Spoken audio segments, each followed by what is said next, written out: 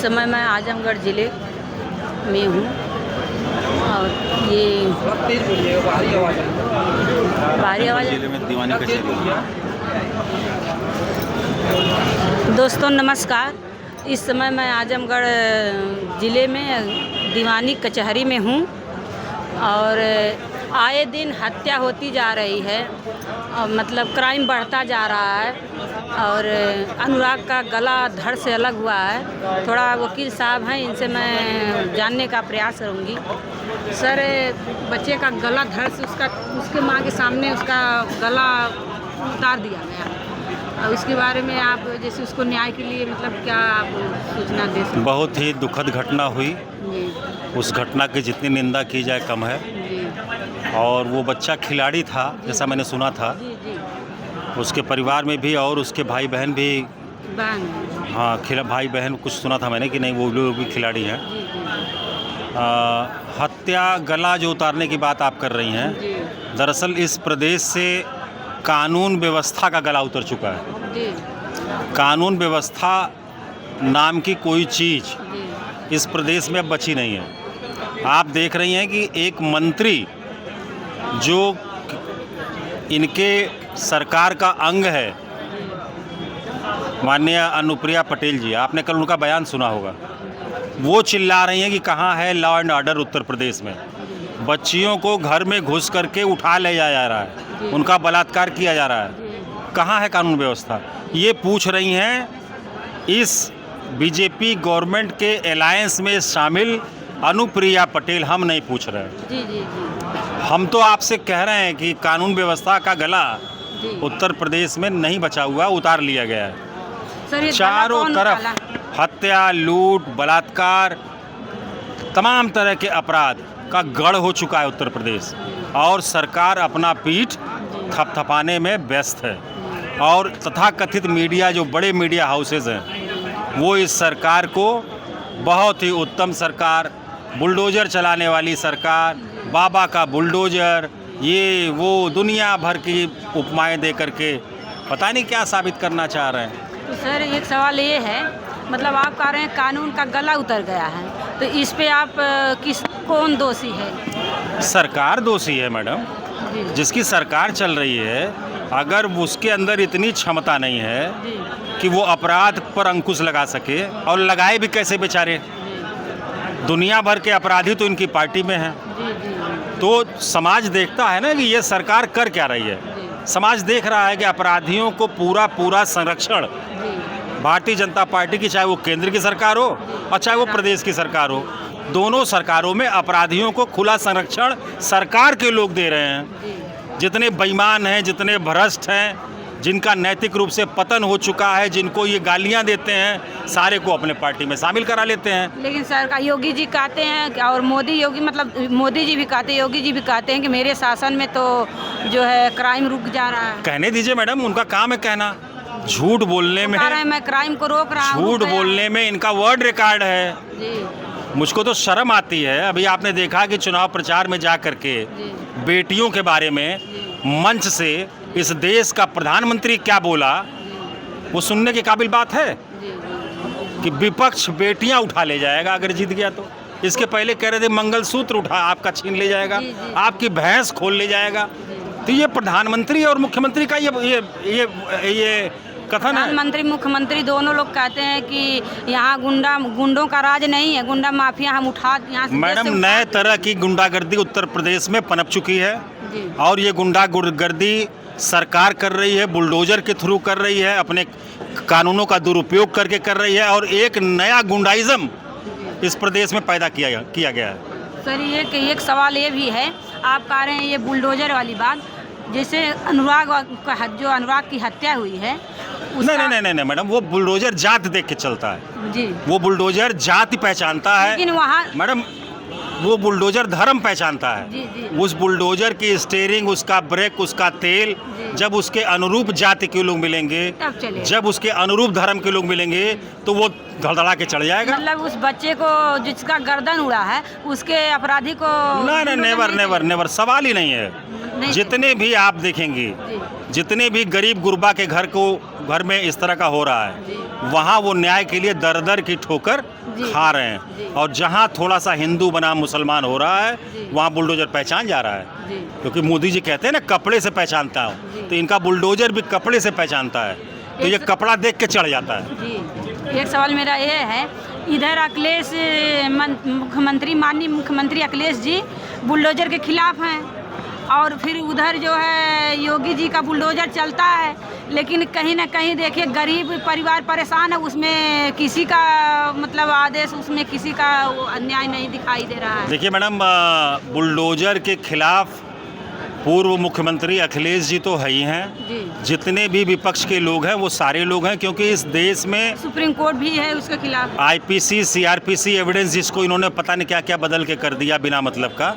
ये देश कानून से चलता है, संविधान से चलता है, और संविधान और कानून में किसी का घर गिराने के लिए किसी को कोई अनुमति नहीं है, उसके लिए प्रोसेस बना हुआ है कानून में। इसको सुप्रीम कोर्ट ने भी अवैध घोषित कर दिया है, बुलडोजर की कार्रवाई को अवैधानिक घोषित कर दिया है।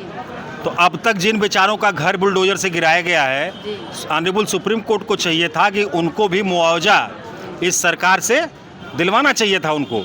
उनके घर का जो नुकसान हुआ, जो इनकी बदमिजाजी के चलते जिन लोगों के घर पे बुलडोजर चलाया गया, उनको उनका मुआवजा भी दिलवाना चाहिए था। और अब तो सुप्रीम कोर्ट जो इस देश की सर्वोच्च संस्था है, सर्वोच्च न्यायालय ने इस पे मोहर लगा दी है, तो अब कहीं इफ बट का कोई सवाल नहीं रह गया है। अखिलेश जी कहें या हम कहें, कोई फर्क नहीं पड़ता, ऑनरेबल कोर्ट ने इसको अवैध घोषित कर दिया। जनता मतलब पूरी जोर शोर से लगी है, चिल्ला चिल्ला के मांग रही कि वो अपराधी है, उसका घर अवैध है, उसके घर पे बुलडोजर चल रहे हैं, क्योंकि उसका जनता मांगती है।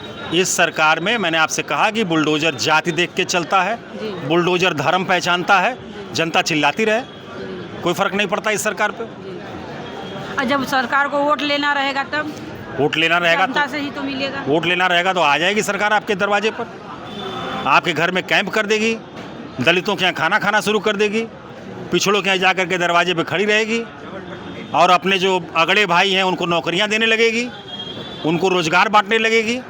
आज की तारीख में नौकरियों में रोजगार मांगिए, नौकरियां मांगिए, तो हमारे अगड़े भाई जो उनके बहुत बड़े समर्थक हैं, इनके सारे लोग नौकरियों से वापस आ रहे हैं। अभी देखिए अमेरिका में एक राष्ट्रपति बने हैं, मैं सुन रहा हूं कि वहां से 1.5 लाख लोग वापस आ रहे हैं। मोदी जी के मित्र हैं वो, वहां से 1.5 लाख लोग यहां वापस आ रहे हैं। वो कौन लोग हैं? वो वही लोग हैं जिनके घरों के बच्चे यहाँ पर जय श्री राम का नारा लगाते हैं, इनके कहे अनुसार चलते हैं, दूसरे धर्म का झंडा उखाड़ने के लिए छत पे चढ़ जाते हैं। तो जो एक परसेप्शन बनाया जा रहा है उसमें गरीबी, महंगाई, बेरोजगारी पर कोई सवाल न कर दे।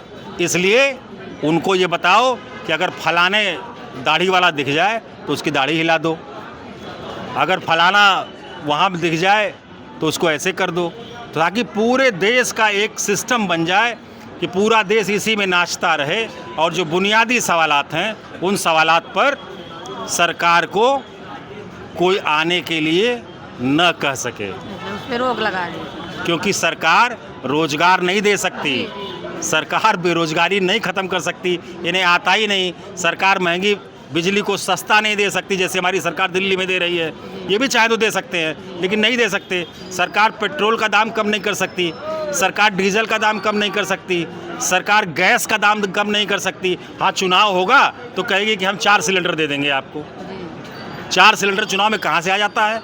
जनता को इस बात को समझना चाहिए। चुनाव के बाद क्या मिलता है? चुनाव के बाद वही आप जाइए 1400 रुपये का सिलेंडर लीजिए और 100 रुपये का आप डीजल भरवाइए, 100 रुपये का पेट्रोल भरवाइए, और यहाँ पर 7 रुपये यूनिट बिजली का बिल जमा करिए, और हिंदू मुसलमान करते रहिए। एनकाउंटर के लिए क्या कहना है? परिवार बराबर कहा अपराधी का एनकाउंटर। देखिए, अपराधी का एनकाउंटर किसी भी तरह से कानून में जायज़ नहीं कहा जा सकता, और उत्तर प्रदेश एक ऐसा प्रदेश है जहाँ पर नॉन इंजरी 307, जो पहले 307 हुआ करता था, वो नॉन इंजरी 307 के सर्वाधिक केसेस आपको उत्तर प्रदेश में फर्जी मिलेंगे।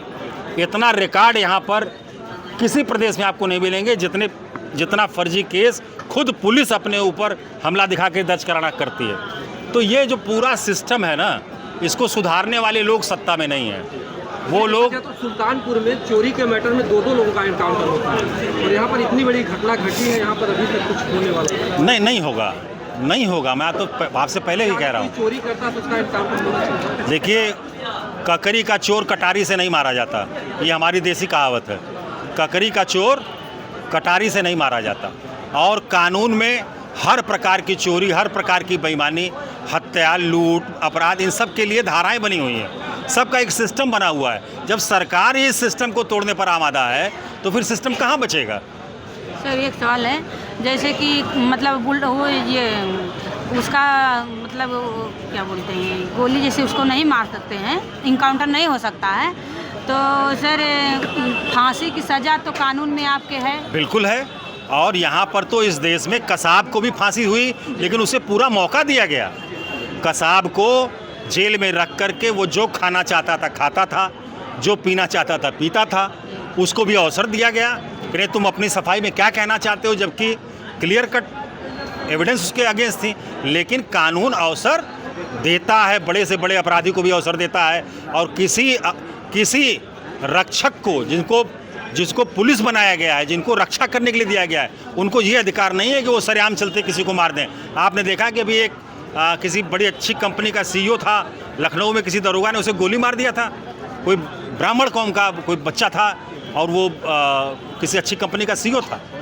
और ये पुलिस का हाथ खुल जाएगा तो कोई नहीं बचेगा, शरीफ लोग मारे जाएंगे, क्योंकि उनके हाथ में हथियार है और हथियार कानून से कंट्रोल होता है।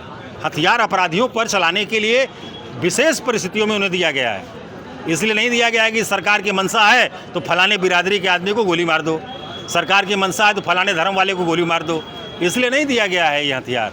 तो अच्छे लोगों की सरकार बनेगी और हमें पूरा विश्वास है कि ये हमारा देश बहुत ही प्यारा देश है, बहुत बढ़िया देश है। और इस देश को बनाने वाले लोग जब सत्ता में पहुँचेंगे तो ये सारी कमियाँ और ये सारी चीज़ें ख़त्म होंगी।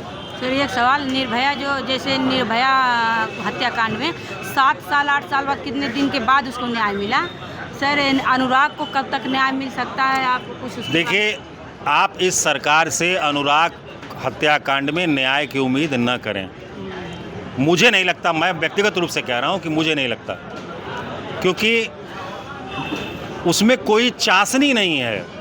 उस सरकार को कहीं कोई चाशनी दिखाई नहीं पड़ रही है, ना उसमें हिंदू मुसलमान का कोई टेक्सचर दिखाई पड़। उस बेचारी की हत्या हो गई और अपराधी, मैंने सुना कि उसके घर से तमाम तरह के हथियार बरामद हुए, तमाम तरह के हथियार बरामद हुए। तो जो एक तरीका होना चाहिए वो आपको नहीं दिखाई पड़ेगा, क्योंकि उसमें कहीं कोई इस तरह का मैटर नहीं दिखाई पड़ रहा है, कुछ हिंदू मुसलमान वाला, कुछ अगड़ा पिछड़ा वाला, राजनीतिक लाभ मिले, तो जिससे सरकार को कोई राजनीतिक लाभ मिले। तो आप अगर इस सरकार से उम्मीद पाले हैं तो आप निराश ही होंगे, क्योंकि ये सरकार जाति देखकर, धर्म देखकर बुलडोजर का तेल डालती है और इसको चलाती है। अगर आपका वीडियो अनुराग के माता पिता अगर देख रहे हैं तो उनके लिए आप क्या करना चाहिए? देखिए, माता पिता को मैं यही कह सकता हूं कि आपके साथ जो दुर्घटना हुई है, जिस तरह की घटना हुई है, वापस तो उससे बच्चे को नहीं लाया जा सकता, लेकिन हम और हमारी पार्टी पूरी तरह से जहां भी आप कहेंगे, चाहे वो कानूनी रूप से मदद करने की बात हो या अन्य मुद्दों पर मदद करने की बात हो, हम लोग हमेशा साथ में खड़े रहेंगे। कुछ न्याय की आस रखिए, क्योंकि परिवार टूट चुका है। बिल्कुल बिल्कुल बिल्कुल। और उसके लिए हम लोग जो भी करना, हम लोग बातचीत कर रहे हैं। अपनी जौनपुर की टीम से भी हमने बात किया है और हमारे जौनपुर के साथी उनके घर गए भी थे। जौनपुर आम आदमी पार्टी के हमारे कार्यकर्ता साथी उनके घर पर जा कर के उनसे मिले थे। वो लगातार लोग मेरे ख्याल से संपर्क में होंगे। मैंने अभी फ़ोन करके उन लोगों से कहा भी, वो लोग दोबारा भी वहाँ पर जाएंगे।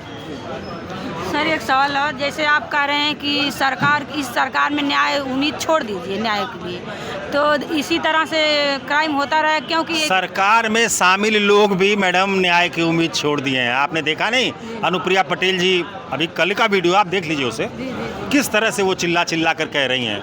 एक बच्ची को घर में घुस करके अपराधी उठा ले गए और ले जाकर उनके साथ बलात्कार किए, और उस केस में FIR नहीं दर्ज हो रही है। अनुप्रिया पटेल जो इस सरकार का अंग है, पार्ट ऑफ द गवर्नमेंट हैं, वो कह रही हैं कि कहाँ है सरकार उत्तर प्रदेश में। और अमित शाह जी कहते हैं कि गहने से लद होकर के और लखनऊ की सड़कों पे टहलो, सर तो टहल करके फिर आदमी क्या दशा होगी उस बच्ची की जो गहना लाद करके लखनऊ की सड़कों पे टहलेगी। तो ज़मीनी हकीकत और इनके मुंह से निकली हुई बात, दोनों में ज़मीन आसमान का अंतर।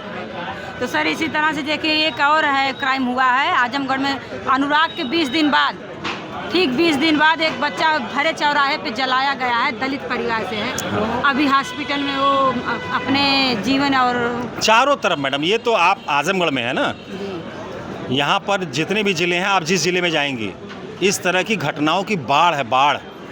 कानून व्यवस्था में मैं ऐसे ही थोड़े कह रहा हूँ कि कानून व्यवस्था का गला उतर चुका है। कानून व्यवस्था उसके पास ये है ही नहीं है, वो केवल धड़ लेके चल रहा है। जी, आपका कहने का मतलब ये मतलब योगी जी और मोदी जी इसमें यही लोग दोषी हैं। अब आप कहिए, सरकार को ही दोषी माना जाएगा ना। जैसे आपके सवाल से तो यही लग रहा है। बिल्कुल, हम जिसकी सरकार होगी, अब बताइए क्या कि नेहरू जी को दोष दें? नहीं, सरकार तो योगी और नेहरू जी को दोष दें? जिसकी सरकार है उसे दोष दिया जाएगा ना। कानून व्यवस्था चलाना उसका काम है। यहाँ पे सरकारें हमने पहले भी देखी हैं, लेकिन वो चिल्ला चिल्ला के कहते हैं कि हम जो कहने है दीजिए, उनका काम है कहना। अब जो लोग फेस कर रहे हैं आम जनता से आप पूछिए, लोग बताएंगे। धन्यवाद। बहुत लंबा कर दिया। जय हिंद, जय भारत।